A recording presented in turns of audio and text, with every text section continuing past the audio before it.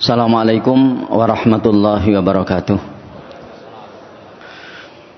Alhamdulillahilladzi bi ni'matihi tatimmus shalihat wa bi ta'atihi tatanazzalul khairatu wal barakat wa bi fadlihi tahaqqaqul maqasid wal ghayat. Asyhadu an la ilaha illallah wahdahu la syarikalah syahadata sidqin wa haqq. Wa asyhadu anna Muhammadan abduhu wa rasuluhul mab'utsu rahmatan lil alamin. Allahumma shalli wa sallim wa barik ala Muhammad wa ala alihi wa sahabatihi wa man sara ala nahjihi wa da'a bi da'watihi ila yaumiddin. Asbahna wa asbahal mulku lillahi walhamdulillahi la syarikalah la ilaha illa huwa wa ilaihin nusyur. Asbahna ala fitratil islami wa kalimatil ikhlas wa ala dini nabiyyina Muhammadin sallallahu alaihi wasallam wa ala millati abina Ibrahim hanifa wa ma kana minal musyrikin. Allahumma inni asbahtu minka fi ni'matin wa afiyatin wa sitr fa atimma alayya ni'mataka wa afiyataka wa sitraka fid dunya wal akhirah. Allahumma ma asbaha bi min ni'matin aw bi ahadin min khalqika faminka wahdaka la syarika lak falakal hamdu wa lakas syukr ya rabbana lakal hamdu kama yanbaghi li jalali wajhikal karimi wa azimi sultanik.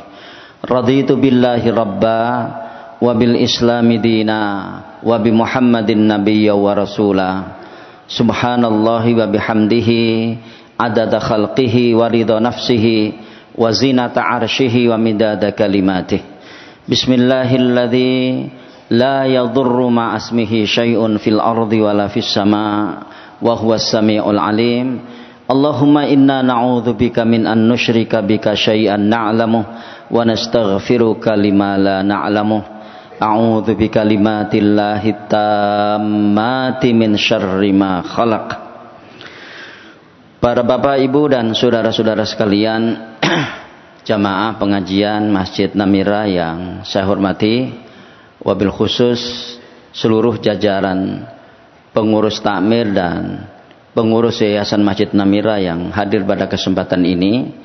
Kita bersyukur kehadirat Allah Subhanahu wa taala dan kita akan terus dan senantiasa bersyukur atas nikmat dan karunia yang Allah anugerahkan kepada kita, khususnya nikmat dan karunia yang bernama hidayah atau petunjuk Allah Subhanahu wa taala yang karenanya kaki kita terasa ringan untuk melangkah di dalam menyambut semua seruan Allah Subhanahu wa taala, termasuk seruan untuk menunaikan salat subuh di pagi ini yang tentu kita berdoa mudah-mudahan salat subuh yang baru saja kita lakukan tadi diterima oleh Allah Subhanahu wa taala. Para bapak dan ibu sekalian, kita selalu diingatkan untuk selalu bersyukur sebetulnya adalah merupakan cara kita untuk merawat kualitas spiritual kita. Jadi untuk merawat mutu spiritualitas kita. Karena ketika orang itu kehilangan rasa syukurnya, maka secara otomatis akan terdegradasi kualitas spiritualnya. Karena bersyukur kepada Allah Subhanahu wa taala itu adalah bagian yang tidak terpisahkan dari cara kita untuk selalu dekat kepadanya. Dan dekat kepada Allah Subhanahu wa taala itu adalah sebuah kekuatan spiritual yang harus selalu dimiliki oleh seorang mukmin, termasuk kita semuanya. Begitu orang jauh dari Allah Subhanahu wa taala, maka tentu dia akan mendekati yang lainnya. Dan mendekati yang lainnya itu artinya kekuatan spiritual yang menghubungkan dia dengan Allah Subhanahu wa taala itu akan semakin terputus, dan karenanya kemudian perlahan-lahan orang ini akan kehilangan aspek paling penting di dalam dirinya, yaitu aspek ruhiyah atau aspek spiritualitas tadi. Saya ingin mengingatkan diri saya sendiri dan kita semuanya pada kesempatan ini bahwa semua aktivitas ibadah yang kita lakukan, termasuk sholat subuh yang tadi kita kerjakan, termasuk kita mengikuti majelis ta'lim yang sekarang tengah berlangsung, Ini adalah cara kita untuk merawat kekuatan spiritual tadi. Karena begitu yang terjadi adalah kegiatan-kegiatan yang tidak mengarah kepada penguatan nilai-nilai spiritual dalam diri seseorang, maka tentu orang ini akan mengalami banyak persoalan di dalam dirinya, termasuk hati nuraninya itu akan terganggu. Dan inilah tema yang ingin kita ambil pada kesempatan ini. Mungkin tema ini agak bombastis, tetapi kalau orang itu jauh dari Allah Subhanahu wa taala, hati yang berantakan itu tidak mewakili. Lebih dahsyat lagi, bukan sekedar berantakan, tapi mungkin ada kata-kata yang lebih parah dan lebih dahsyat daripada berantakan itu, manakala orang itu jauh dari Allah Subhanahu wa taala. Nah, Bapak sekalian, pertama-tama perlu saya ingatkan pada kesempatan ini bahwa satu-satunya hati yang akan diterima oleh Allah Subhanahu wa taala di akhirat nanti itu adalah hati yang bersih. Allah hanya akan menerima hati yang bersih. Allah hanya akan menerima hati yang sehat. Jadi kita lihat bagaimana kekuatan hati ya yang dimiliki seseorang, inilah nanti yang akan menentukan apakah dia mendapatkan penerimaan yang baik dari Allah Subhanahu wa taala di akhirat nanti ataukah tidak. Nah, inilah Ibu sekalian. Sementara kalau kita lihat hati ini adalah satu kekuatan yang mengerahkan amal-amal batin, ya kan? Amal-amal yang tidak tampak, karena di dalam hati itu ada niat, dan niat itu orang tidak mengetahuinya. Di dalam hati orang bisa dendam, orang tidak mengetahuinya. Di dalam hati orang bisa iri, di dalam hati orang bisa dengki, di dalam hati orang bisa ujub, di dalam hati orang bisa sombong, dan seterusnya, yang itu semuanya orang tidak mengetahuinya. Nah, sekalian, ternyata di akhirat nanti satu-satunya hati yang akan diterima oleh Allah Subhanahu wa taala itu adalah hati yang bersih. Dan karena itu Allah berfirman di ayat yang ke-88 dan 99 dari surat Asy-Syu'ara, surat yang ke-26, Allah berfirman, yauma la yanfa'u malun wala banun illa man atallaha biqalbin salim. Ya. Pada hari itu tidak berguna harta kekayaan dan anak laki-laki. Di sini disebut anak laki-laki karena kalau kita lihat biasanya anak laki-laki ini menjadi simbol kekuatan di dalam keluarga pada masa itu. Jadi pada masa jahiliyah itu anak laki-laki itu memiliki fungsi sebagai sebuah simbol kekuatan di dalam keluarga, sehingga manakala orang itu memiliki anak laki-laki dalam jumlah yang banyak, maka keluarga itu akan disegani oleh keluarga-keluarga yang lain waktu itu. Karena itu Allah Subhanahu wa taala berfirman di ayat ini, yauma la yanfa'u malun wala banun. Pada hari itu tidak berguna lagi harta dan anak laki-laki. Artinya simbol-simbol kekuatan yang kamu miliki wahai manusia ketika di dunia itu sudah tidak ada gunanya lagi. Ya, sekali lagi, simbol-simbol kekuatan yang dimiliki orang ketika di dunia itu nanti di akhirat tidak ada gunanya lagi.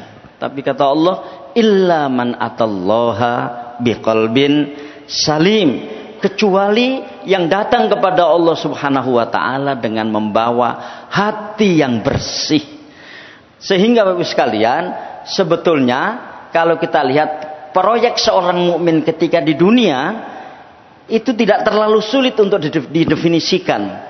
Apa proyek seorang mukmin di dunia? Melakukan proses pembersihan hati secara terus-menerus sehingga hati itu benar-benar bersih di saat menghadap Allah Subhanahu wa taala. Kan itu sebetulnya. Ya, kalau kita ingin mensimplifikasi ya, ingin menyederhanakan persoalan hidup kita di dunia ini, sebetulnya hanya itu. Kita ingin melakukan proses pembersihan hati secara terus-menerus, secara keberlanjutan, sehingga manakala Allah Subhanahu wa taala mengambil nyawa kita, maka kita akan hadir ke hadapan Allah Subhanahu wa taala nanti dengan membawa hati yang bersih. Itu saja. Sehingga bagi seorang mukmin, jangan sekali-kali dia mengotori hatinya. Nah, kira-kira begitu. Bagi seorang yang beriman, jangan sekali-kali dia menaruh noda dan dosa di dalam hatinya, sehingga kemudian hati itu menjadi kotor. Ketika hati itu menjadi kotor, akan muncul penyakit-penyakit hati yang menyebabkan hati itu semakin lama semakin kotor, dan proses pembersihan hati itu menjadi terganggu. Kan itu persoalannya. Jadi kita sholat, kita mengikuti pengajian seperti ini, kita infak, kita sedekah dan seterusnya, ya kan? Amal-amal itu semuanya, apakah itu ya yang kita anggap sebagai sebuah amal yang ringan dan seterusnya, itu semuanya adalah amal-amal untuk melakukan sebuah proses pembersihan hati secara berkelanjutan. Kenapa Ibu sekalian? Karena begitu orang itu hatinya kotor, ya kan? Meskipun dia seolah-olah melakukan perbuatan-perbuatan besar, perbuatan-perbuatan besar ini tidak akan bisa membantu dirinya. Karena begitu hati itu kotor, maka pasti niatnya salah. Saya pernah kalau tidak salah menyampaikan ya, mungkin masih ada yang ingat bahwa di akhirat nanti itu ya, orang yang masuk neraka pertama-tama itu bukan orang yang tidak sholat, ya kan? Bukan orang yang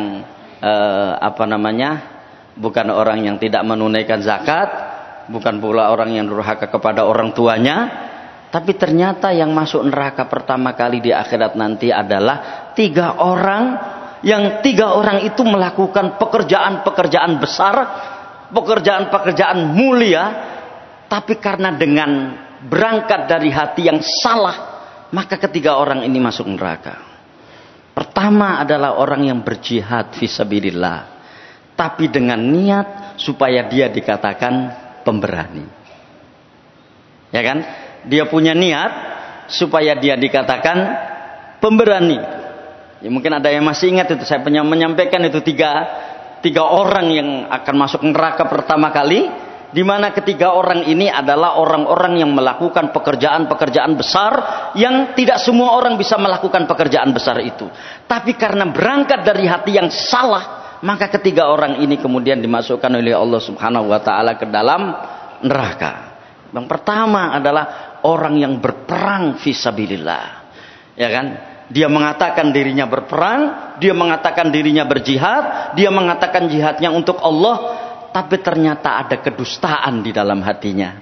Bahwa dia berperang, dia berjihad di jalan Allah itu supaya cuma sekedar dikatakan iku lho wong sing kendel gitu. Itu lho pemberani.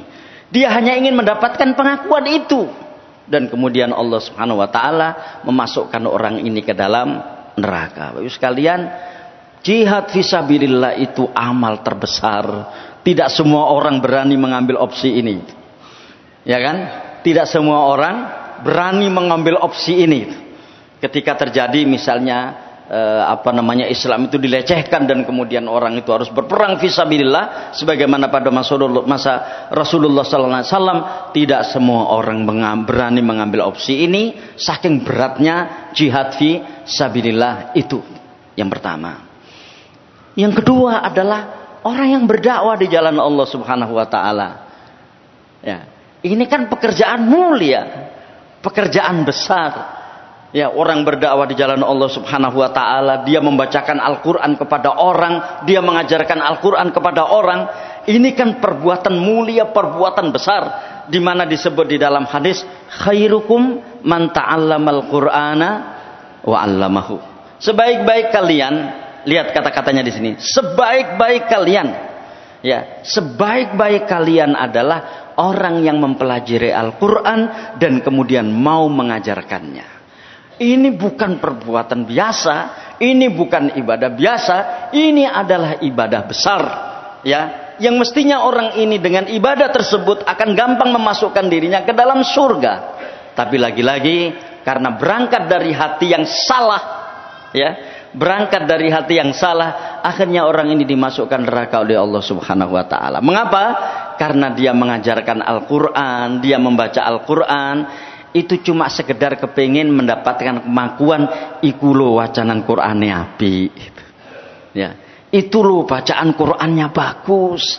Lihat itu, Masya Allah tajwidnya.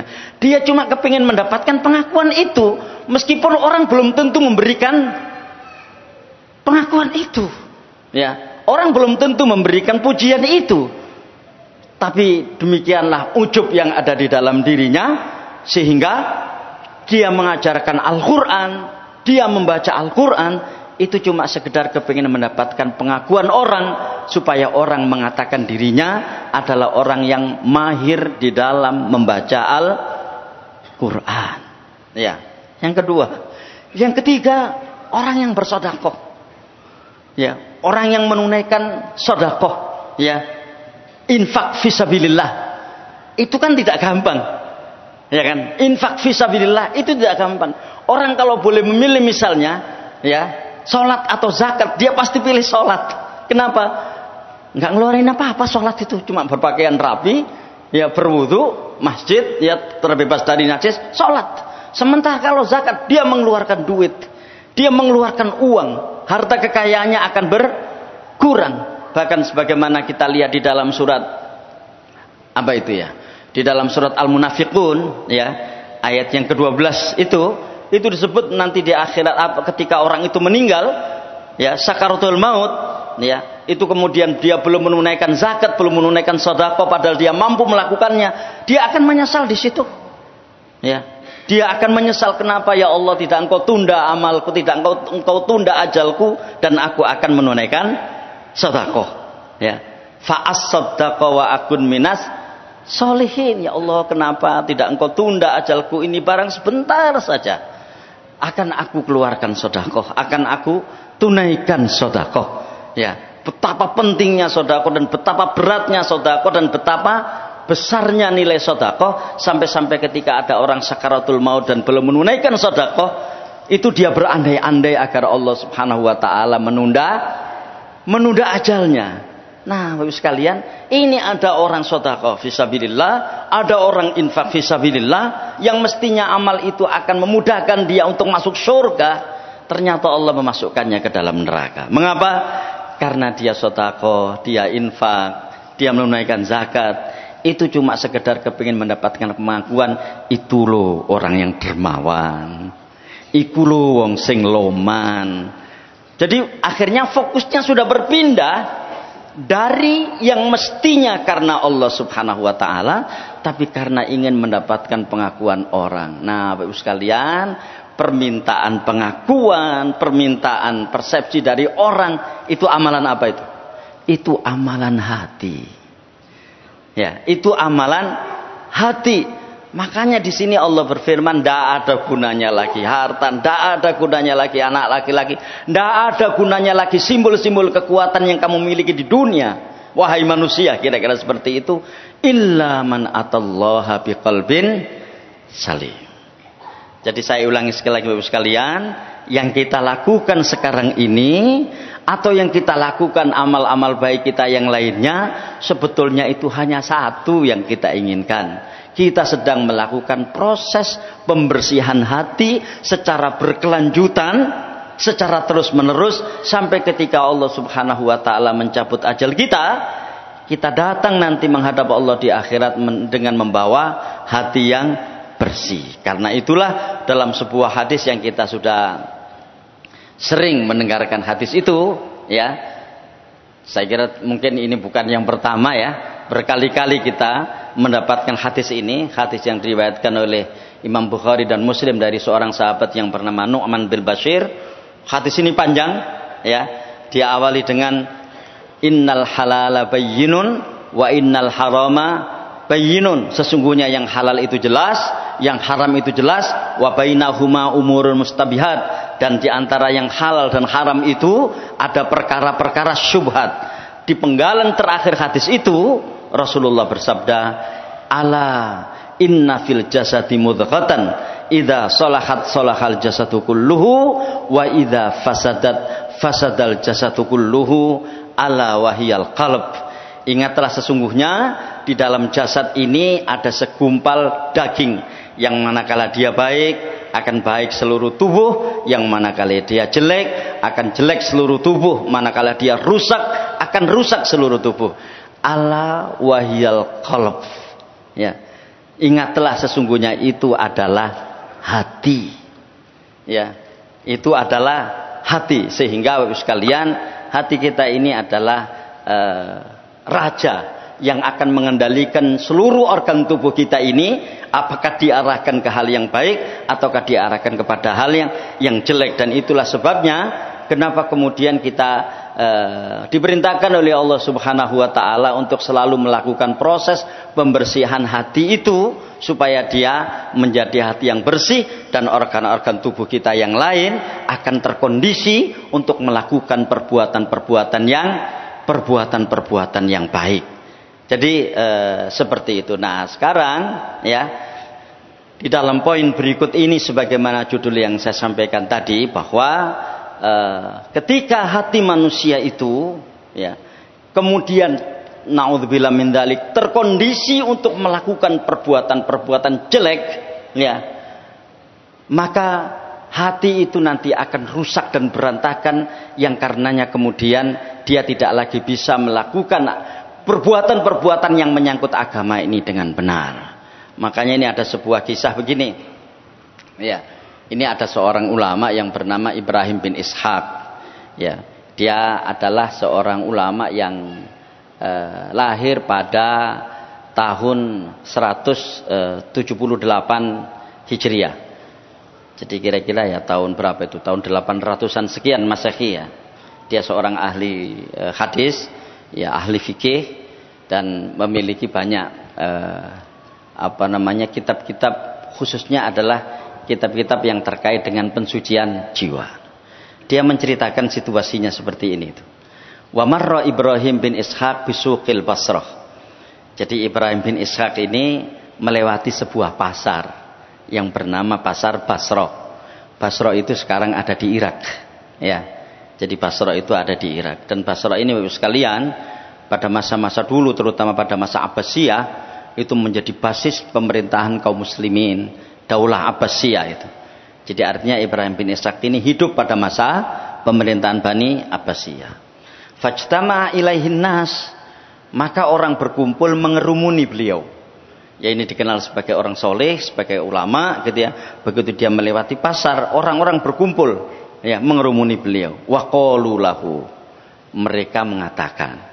Jadi orang-orang ini mengatakan kepada Ibrahim bin Ishaq, yang panggilannya adalah Abu Ishaq. Makanya dia manggil nih, ya Aba Ishaq, wahai Abu Ishaq, malana nad'u fala yustajabu lana. Kenapa sih kalau kita ini berdoa kok Allah tidak mengabulkan doa kita itu? Ya. Jadi kenapa sih kita ini kalau berdoa kok Allah tidak mengabulkan doa kita? Qala, ya, Ibrahim bin Ishaq mengatakan, li anna, ini kita kasih dalam kurung ya, li anna qulubana matat bi asyrati asyad. Karena hati kita ini mati karena 10 hal, karena 10 perkara itu. Jadi mengapa doa kita ini kalau berdoa kok enggak dikabulkan, enggak terkabul doa kita itu, wahai Abu Ishaq gitu ya. Gitu ya. Mungkin kalau menggunakan sekarang ya Pak Yai lan opo dhewek niki nek ndonga kok mboten dipun kabulaken niki. Kenapa enggak dikabulkan ini, kenapa itu? Kata beliau, li anna qulubana matat bi asyrati asyad. Karena hati kita ini mati dengan 10 hal. Ya. Jadi sebab hati kita ini mati karena 10 hal. Apa 10 hal itu? Nah, ini yang saya sebut hati yang berantakan itu seperti ini gitu ya. Apa yang 10 hal itu? Al-awwal, yang pertama, araftumullaha ta'ala falam tu'addu haqqahu. Kalian mengenal Allah Subhanahu wa taala. Ya, kalian telah bermakrifah kepada Allah Subhanahu wa taala. Falam tu'addu haqqahu, namun kalian tidak menunaikan haknya. Ya, namun kalian tidak menunaikan haknya. Ayo sekalian, suatu ketika ya Rasulullah Shallallahu Alaihi Wasallam ya mengendarai kuda bersama seorang sahabat yang bernama Mu'ad bin Jabal. Nah, Mu'ad ini bertanya kepada Rasulullah SAW gitu, wahai Rasulullah, ma haqqullahi 'alal ibad, hak Allah terhadap hamba-hambanya itu apa? Ya, jadi hak Allah terhadap hamba-hambanya itu apa? Ya, Kata Rasulullah, an ya'budullaha wa la yusyriku bihi syai'a. Hak Allah kepada hambanya adalah agar hamba itu beribadah kepada Allah dan tidak mensekutukannya dengan sesuatu apapun. Jadi Bapak sekalian, ya, hati itu akan mati manakala orang ini tidak menunaikan hak Allah, yaitu beribadah kepadanya dan tidak mensekutukannya dengan sesuatu apapun, kan begitu ya.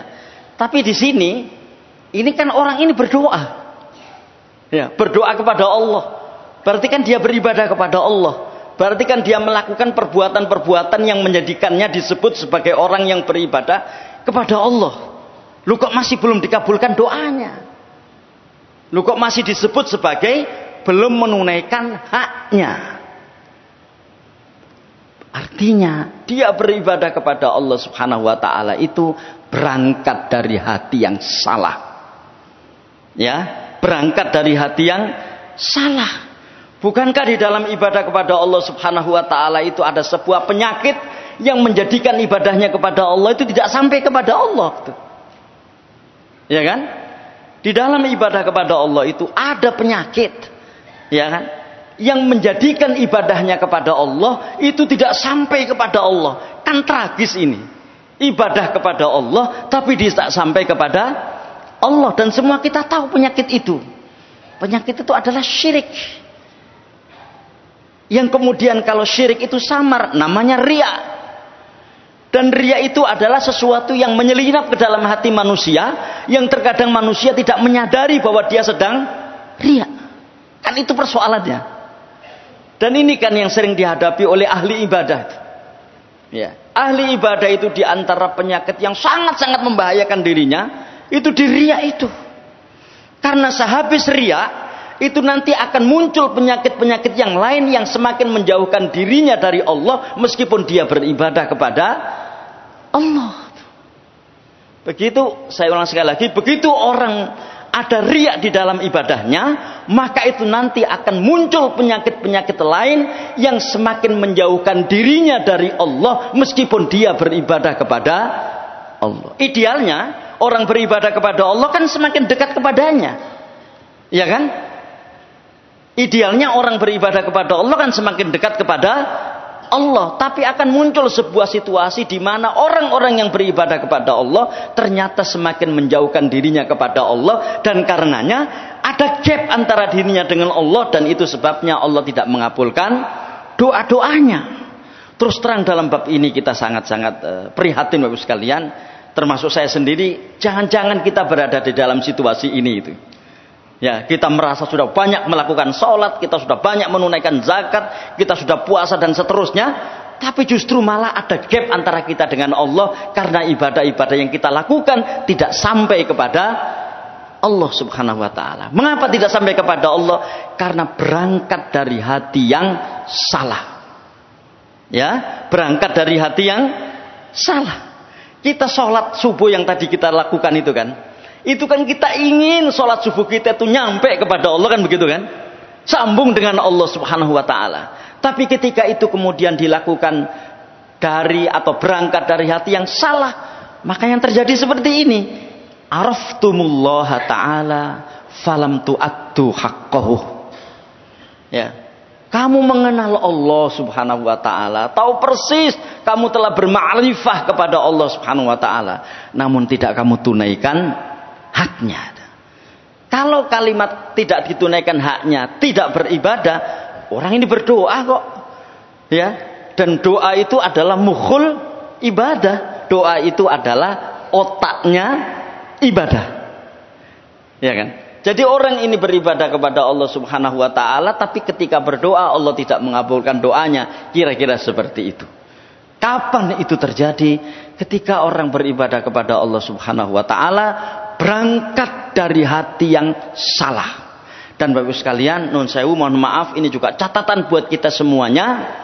Riya ini bisa menyelinap kepada siapa saja. Terutama riya itu akan gampang menyelinap kepada ahli ibadah. Ya kan? Kepada ahli ibadah. Sehingga ketika dia menunaikan qiyamul lail, menunaikan tahajud dan lain sebagainya itu, ya kan? Kemudian ada perasaan lain dalam dirinya. Ya kan? Ada perasaan lain di dalam dirinya, karena begitu riya ini tidak hilang, akan muncul berikutnya sifat ujub. Ya, sifat ghurur, bahwa wah saya ini hebat ternyata ya. Enggak banyak orang yang bisa melakukan itu, saya melakukannya. Ya, hebat saya ini ya. Enggak banyak orang bisa menunaikan sedekah. Wah, enggak banyak itu orang bisa berkorban, enggak banyak dan seterusnya. Saya bisa melakukannya. Ada ghurur, dan Bapak sekalian, pertama-tama bangsa yang melakukan sifat ghurur ini adalah Yahudi. Makanya watak mereka itu wa gharrahum fi dinihim ma kanu yaftarun. Itu orang Yahudi. Sehingga kemudian mereka mengklaim dirinya sebagai orang-orang yang paling dicintai Allah, bahkan mereka mengaku sebagai anak-anak Allah. Nahnu abnaullahi wa ahibba'u. Begitu kata mereka. Kami ini, orang-orang Yahudi ini adalah anak-anak Allah dan para kekasihnya. Itulah sehingga karena mereka merasa menjadi anak-anak Allah, mereka merasa menjadi kekasih Allah, sehingga mereka berbuat sewenang-wenang kepada orang-orang yang bukan Yahudi. Dan itulah yang mereka lakukan di Palestina sekarang. Itu berawal dari situ.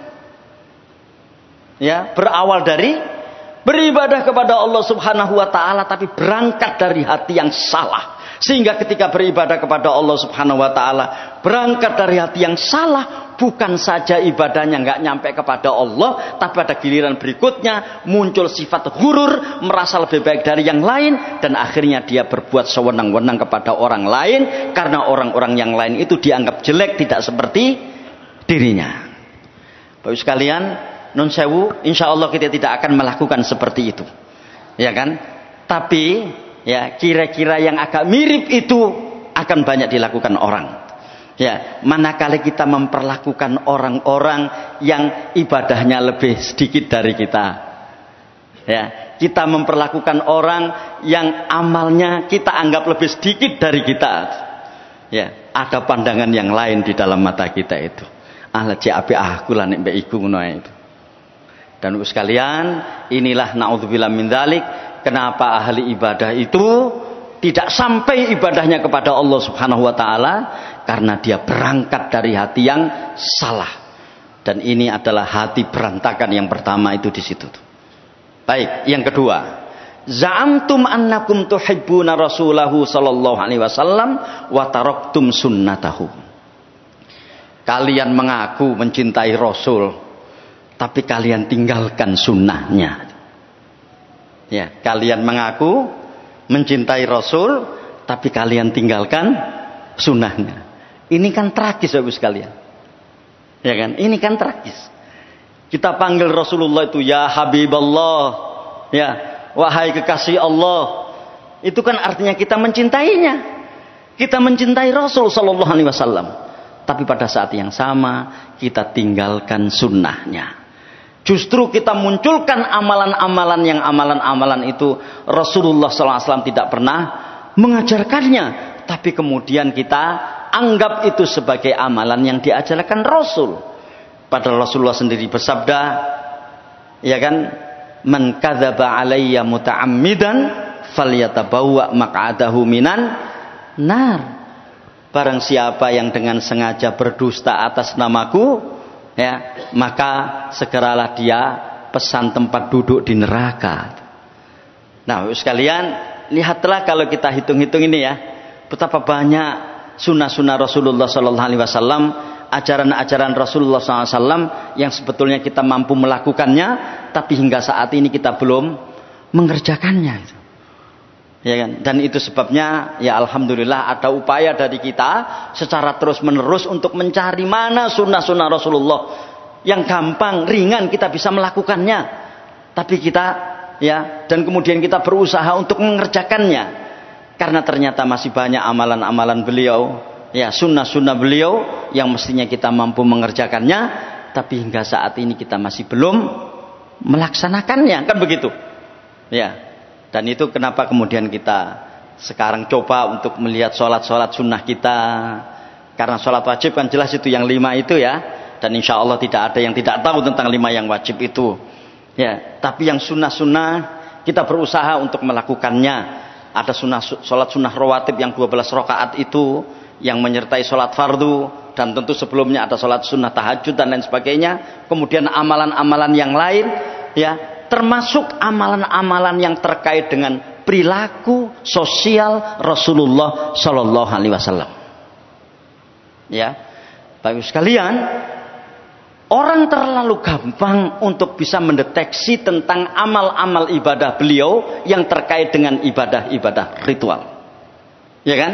Gampang kan? Ada fikihnya, ada hadisnya, dan jelas sekali, ya, terukur. Ya.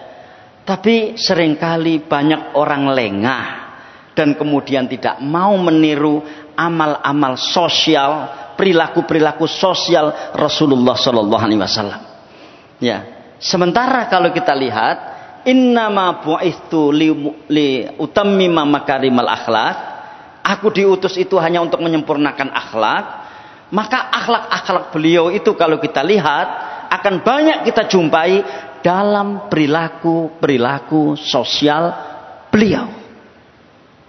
Ya kan? Perilaku sosial beliau, kelemah lembutan, ketegasan, keberanian, dan hal-hal yang lainnya, yang itu juga terdokumentasi secara baik di dalam buku-buku sirah, di dalam buku-buku sejarah, di dalam buku-buku hadis. Tapi kan seringkali kadang-kadang kita meniru sunnah Rasulullah SAW itu hanya kita fokuskan kepada ibadah-ibadah ritual. Memang itu juga penting, ya kan? Tapi ada juga yang penting yang lainnya, yaitu perilaku sosial beliau, terutama terkait dengan hubungan sosial antara manusia yang satu dengan yang lainnya. Lihatlah bagaimana Rasulullah menjadi seorang suami yang baik bagi istri-istrinya misalnya, menjadi bapak yang baik bagi anak-anaknya, ya kan? Menjadi panglima yang baik bagi para tentaranya, dan seterusnya dan seterusnya. Ya, yang saya kira kita bisa membuat atau kita bisa mendeteksi itu secara baik. Yang kedua, yang ketiga, qara'tumul Qur'ana walam ta'malu bihi. Ya, yang membuat hati itu berantakan, ayat nomor 3 ini. Ya, juga kalian membaca Al-Qur'an tapi kalian tidak mengamalkan isinya. Ya, kalian membaca Al-Qur'an tapi kalian tidak mengamalkan isinya. Bapak sekalian, secara ringkas kalau kita lihat Al-Qur'an itu kan berisi 2 hal. Ini secara ringkas ini ya. Berisi perintah-perintah Allah Subhanahu wa taala untuk selalu kita laksanakan, dan berisi larangan-larangan Allah Subhanahu wa taala untuk selalu kita jauhi dan kita tinggalkan. Kan sebetulnya secara ringkas kan seperti itu. Ya, kalian membaca Al-Qur'an tapi tidak kalian laksanakan isinya. Maka saya pernah suatu ketika mengatakan, terlalu banyak ayat Allah ini yang kita ketahui, tapi terlalu sedikit ayat-ayat itu yang kita laksanakan. Ya. Kan ini problem di kita semuanya ini. Ya, ini kan problem di kita semuanya ini. Terlalu banyak ayat-ayat Allah itu yang kita ketahui, dan terlalu sedikit ayat-ayat itu yang kita laksanakan. Mengapa itu terjadi? Karena kita berangkat dari hati yang salah tadi itu. Yang keempat, akaltum ni'amallahi ta'ala walam tu'addu syukroha. Ya. Kalian makan nikmat-nikmat Allah ini tapi kalian tidak mensyukurinya. Ya. Jadi kalian makan nikmat-nikmat Allah itu tapi kalian tidak mensyukurinya. Ya. Inilah yang menjadikan hati itu berantakan, yang menjadikan hati itu mati, salah satunya. Dan kemudian orang itu ketika berdoa tidak dikabulkan doanya. Terus sekalian, saya kira kita semua tahu ya, di antara ayat yang sering keluar masuk telinga kita, itu kan firman Allah Subhanahu wa taala di surat Ibrahim ayat yang ke-7 kan. Wa itta'adzana rabbukum la in syakartum la azidannakum wala in kafartum inna adzabi lasyadid. Dan itu selalu kita baca, selalu diperdengarkan kepada kita, ya kan, lewat berbagai macam hajatan-hajatan yang kita ikuti gitu. Ya, ketika mau bangun rumah, buat ya syukuran, ayat itu pasti disampaikan. Ya kan? Kemudian ketika mengkhitbankan anaknya, ada syukuran, ya kan? Ayat itu yang disampaikan. Di hampir semua prosesi syukuran dari berbagai macam aktivitas yang kita ikuti, ayat itu pasti disampaikan. Tapi Bapak sekalian, ya, saya ingin menyampaikan pada kesempatan ini, syukur itu kan orang dalam ketika orang itu bersyukur, itu kan orang dalam posisi berlebih. Ya kan? Dalam posisi berlebih. Sebagaimana sabar, itu orang dalam posisi berkurang. Dan karena itu dia bersabar. Ya kan? Syukur itu dalam posisi orang itu berlebih. Mestinya dalam posisi orang itu berlebih, kebutuhannya kepada Allah itu semakin kecil. Wong sudah dikasih lebih, kan begitu kan? Kan begitu, logika berpikirnya itu kan seperti itu. Tapi ternyata tidak. Semakin orang itu bersyukur, semakin orang itu merasa yang dimilikinya itu berlebih, semakin dia itu butuh kepada Allah Subhanahu wa taala. Karena merasa berlebih dari apa yang diberikan oleh Allah Subhanahu wa taala, itulah yang menjadikan orang itu gampang berbuat maksiat kepada Allah, dan karena itulah disuruh bersyukur. Itu sebabnya kenapa orang bersyukur itu harus menunaikan yang berlebih itu kemana harus disalurkan.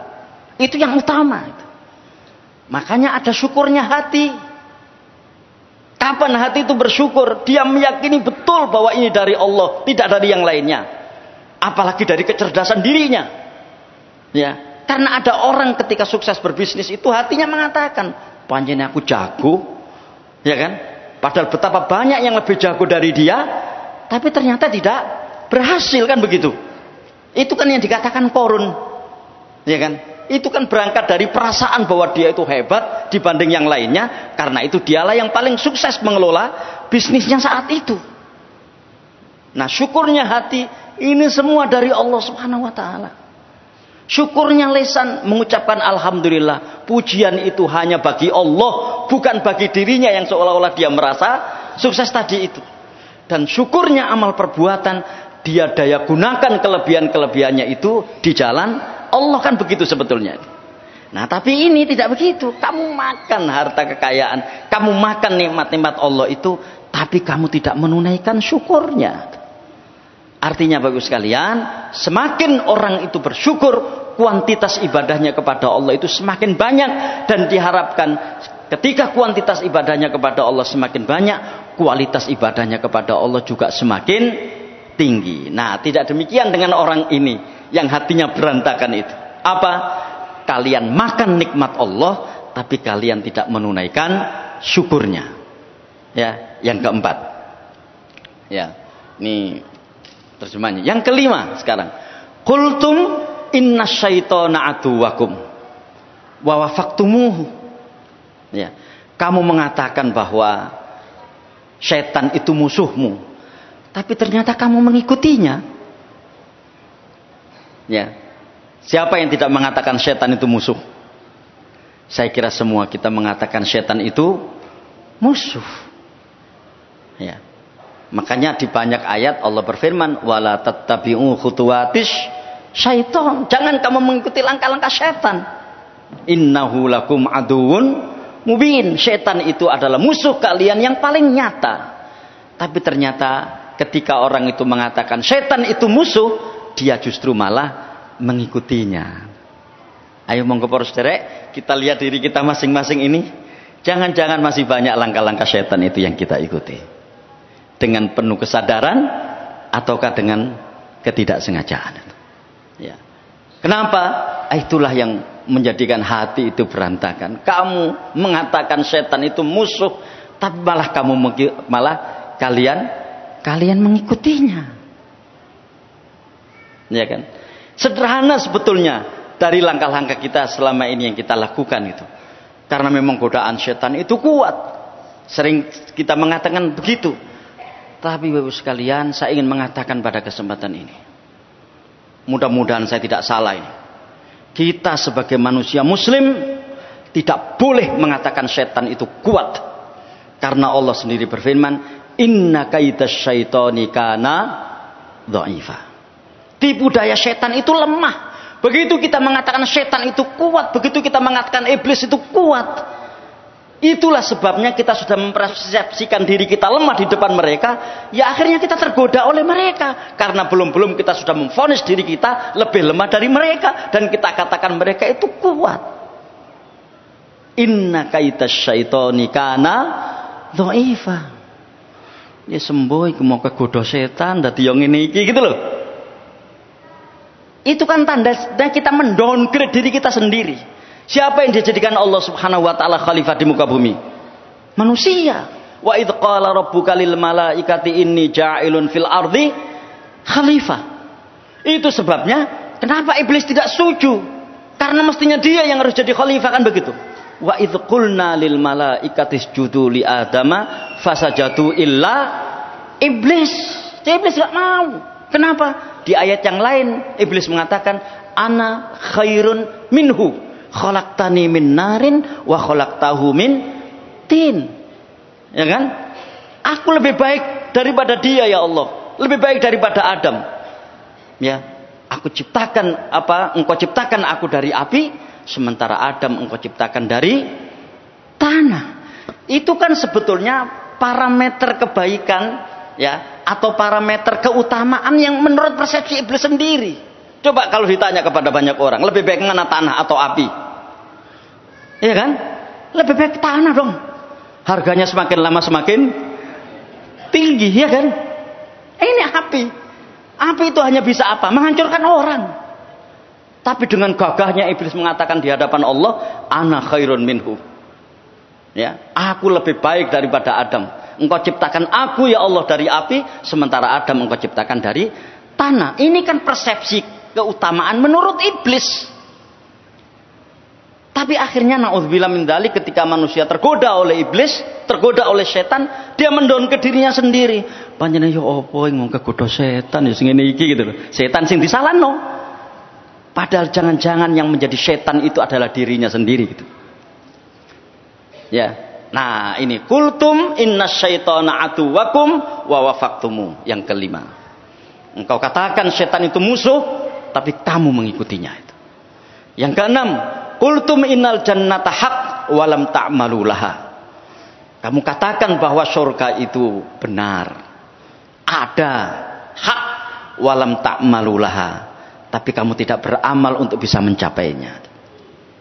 Ya, siapa yang nggak percaya surga? Yakin kita semua percaya surga. Tapi betapa sedikitnya amal-amal yang kita lakukan untuk bisa sampai kepada surga Allah Subhanahu wa taala tersebut. Yang ketujuh, qultum innan nara haq walam tahrobu minha. Ya, kalian mengatakan neraka itu hak, tapi kalian tidak berusaha lari darinya. Justru naudzubillah min dzalik malah mendekatinya. Ya. Kalian tahu neraka itu benar, neraka itu hak, tapi kalian tidak berusaha untuk lari darinya. Sehingga naudzubillah min dzalik, amal-amal yang dilakukannya adalah amal-amal yang malah mendekatkan dia ke neraka. Ya. Yang kedelapan, qultum innal mauta haq. Ya. Kalian mengatakan bahwa kematian itu benar adanya. Dan saya kira tidak ada satupun kita yang mengingkari yang namanya kematian. Ada yang mengingkari kematian. Ya mungkin ada di agama lain, ada yang disebut dengan reinkarnasi itu. Basa Jawa nih melungsungi. Ya kan? Atau bahasa IPA-nya itu metamorfosis sebagaimana yang dialami oleh kubu-kubu itu, ya kan? Ya kan ada yang meyakini, tapi bagi kita kan meyakini semua ini akan hancur. Kalaupun toh dia bisa melungsungi sekarang, misalnya, hari kiamat kan dia pasti hancur. Ya kan? Jadi kalaupun toh orang ini bisa melungsungi atau reinkarnasi berkali-kali, tetap saja kan hari kiamat nanti dia akan mati. Akan dihancurkan semuanya oleh Allah Subhanahu wa taala. Kalian mengatakan mati itu benar, tapi kalian tidak mempersiapkannya dengan baik. Yang ke-8, ya kan, Bapak sekalian, ya saya kira bab seperti ini mari kita kembalikan kepada diri kita masing-masing. Ya, Karena tidak ada satupun di antara kita yang tidak yakin bahwa kita ini akan mati. Tapi persiapan kita ke arah sana itu masih sedikit. Dan karena sedikitnya inilah sering kita ucapkan, nih iso aja mati saiki, amalku sik durung akeh. Dan itu diucapkan terus menerus. Terus kapan akeh gitu kan? Ya kan, kapan? Akeh gitu. Ya, dalam sebuah perjalanan wisata dan seterusnya, kemudian terjadilah kecelakaan. Alhamdulillah dia selamat. Ya, dia cerita kepada keluarganya, "Saya durung siap mati aku." Ya, alhamdulillah sedikai umur karo Gusti Allah. Ya. Kenapa amalku ya masih sedikit? Enggak apa-apa. Itu pengakuan yang tulus gitu. Tapi jangan sedikit terus gitu. Kan begitu. Karena kalau sedikit terus akan kesini ini larinya. Qultum innal mauta haq walam tasta'idu lahu. Yang kesembilan, ya, idzan tabahtum minan naum. Ini Bapak sekalian, menurut saya yang kita banyak melakukannya dengan kita tidak menyadarinya itu. Idzan tabahtum minan naum istaghaltum bi uyubin nas wa nasitum uyubakum. Ya, ketika kamu bangun tidur, kamu langsung sibuk mencari-cari dan membicarakan aib orang. Kalian lupa aib diri kalian sendiri. Jadi tangi turu lho sing ngrasani wong, kira-kira begitu. Ya. Jadi ketika kalian bangun tidur, kalian sudah sibuk mencari-cari aib orang, lupa kepada aibnya sendiri. Nun sewu sekalian, lihat pada masa pilpres dan pileg kemarin tuh. Tangi turu sing didelok share-sharean apa coba? Ya, kan delok share-sharean eleke lawan politik. Ya kan? Wah, ini bagus ini. Kalau disebar ini, wah bagus ini. Ya kan? Secara tidak sadar kita telah melakukan yang nomor 7 ini. Ya. Tapi kita tidak mau dikatakan salah. Itu kan masalahnya. Ya. Jadi cepet-cepetan ndelai share-sharean yang bisa melemahkan atau menjelekkan lawan. Dan kemudian segera di-share dan dikirim kepada yang lain. Nomor 7 ini. Ketika kamu bangun tidur, kamu sudah sibuk mencari-cari kelemahan orang, ya kan? Dan kalian lupa terhadap diri kalian sendiri. Ya kalau dia mau berbuat baik, bangun tidur, kalau dia mau nge-share misalnya, share-lah tentang hadis Nabi atau tentang kata-kata bijak, yang di-share si ini melakukan ini itu dan seterusnya, naudzubillah min dzalik. Ya kan, sekalian. Yang ke-10, ya dafantum amwatakum walam ta'tabiru bihim. Ya. Kalian kuburkan jenazah, ya. Tapi kalian tidak pernah mengambil pelajaran darinya. Kita lupakan itu sebuah nasihat. Kafa bil mauti wa'idun. Cukuplah kematian itu menjadi nasihat. Tapi kalau orang hatinya berantakan, kematian tidak menjadi nasihat bagi dirinya. Assalamualaikum warahmatullahi wabarakatuh.